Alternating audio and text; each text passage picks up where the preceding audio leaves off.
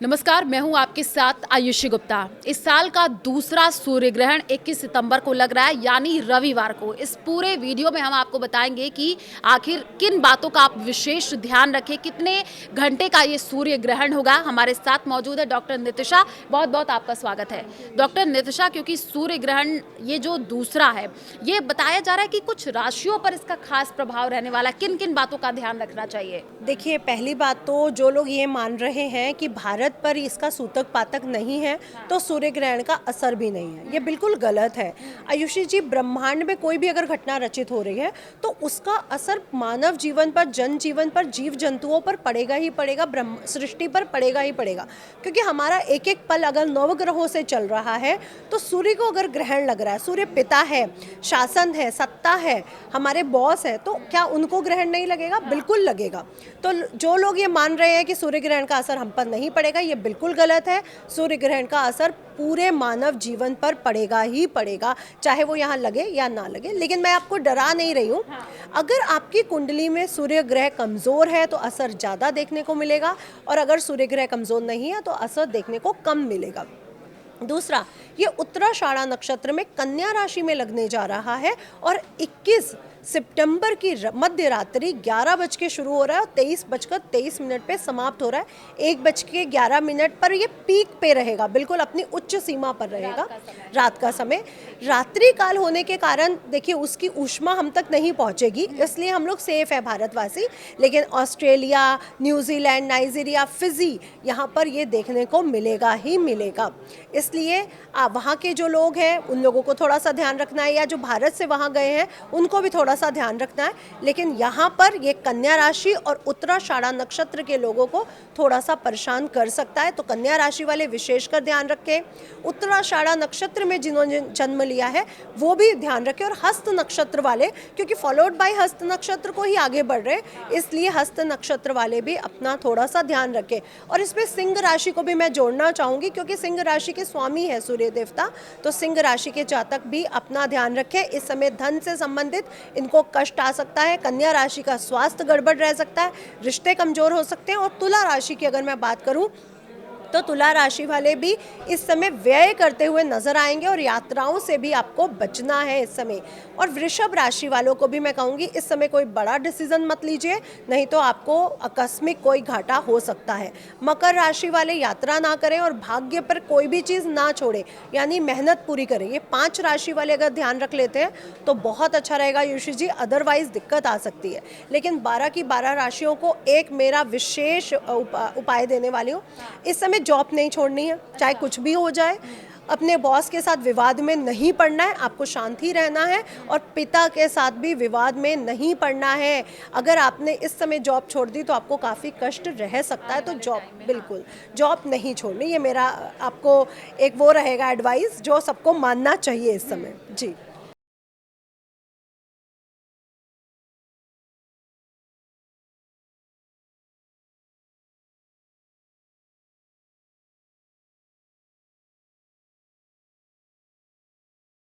जी, अब जैसे कि कई लोग कह रहे हैं कि भारत में तो है नहीं, तो हम क्यों करें पूजा पाठ, या हम क्यों ना सोएं। पहली बात तो मैं कहूँगी कहीं पर भी ग्रहण लग रहा है, अगर नव के नव ग्रह आपके जीवन में एक एक मिनट पर असर डाल रहे हैं, क्योंकि 1 मिनट चेंज हो जाता है तो कुंडली चेंज हो जाती है युषि जी। तो आप ये कैसे मान सकते हैं कि वहाँ पर ग्रहण लगा और आपके जीवन में नहीं आया? क्योंकि आपकी तो आत्मा ही सूर्य है, तो उसका ग्रहण का असर आएगा आएगा। ऊर्जा है वो आपके जीवन पर असर डालेगी। इसलिए भारत में भी मैं कहूँगी प्लीज़ 11 से 3:30 बजे तक कृपया ना सोए।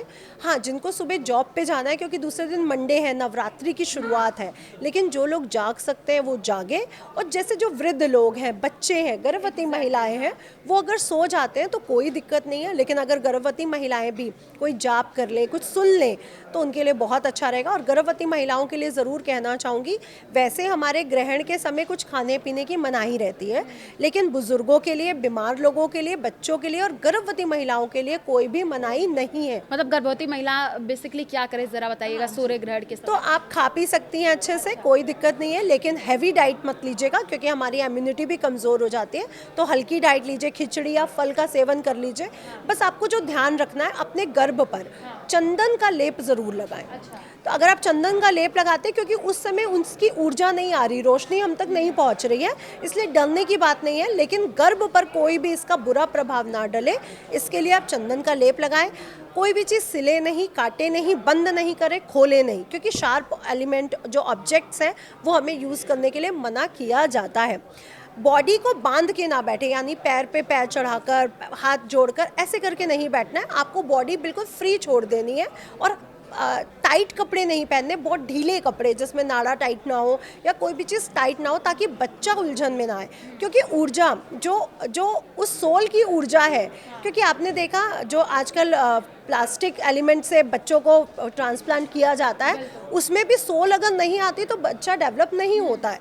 तो बच्चा जो डेवलप है वो सूर्य की ऊर्जा से होता है। जब सूर्य की ऊर्जा नाभि के अंदर जाती है तभी आत्मा का वहाँ पे अवशोषित होती है। तो सूर्य ऊर्जा को जाना बहुत ज़रूरी है, इसलिए चंदन के लेप से आप वो जो उस समय की जो नकारात्मक ऊर्जा है उससे बच सकती है। तो गर्भवती महिलाएं अपना विशेष ध्यान रखें, बुजुर्ग बच्चे खा पी सकते हैं, और जो लोग जवान हैं, यंग हैं, जो लोग सूर्य ग्रहण को मानते हैं, वो मंत्रों का विशेष जाप करें, क्योंकि ये महोत्सव है, ये समय। अगर आप कोई भी साधना करना चाहते हैं, किसी चीज़ को सिद्ध करना चाहते हैं, तो इस समय की गई साधना सिद्धियाँ प्राप्त होती हैं हमें। तो ये तो पोर्टल खुला हुआ है, और ये ऐसा पोर्टल है जहाँ पे देवी देवता सब सक्रिय हो जाते हैं, और राहु केतु के अक्षांश में ही जब सूर्य चंद्रमा आते हैं तो ग्रहण लगता है।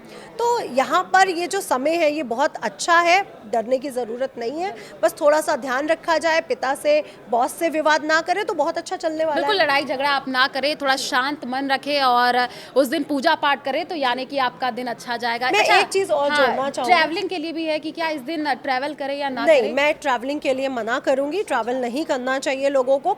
अगर बहुत ज़रूरी है तो आप कर सकते हैं, हनुमान चालीसा पढ़ने के बाद, अदरवाइज ना करें।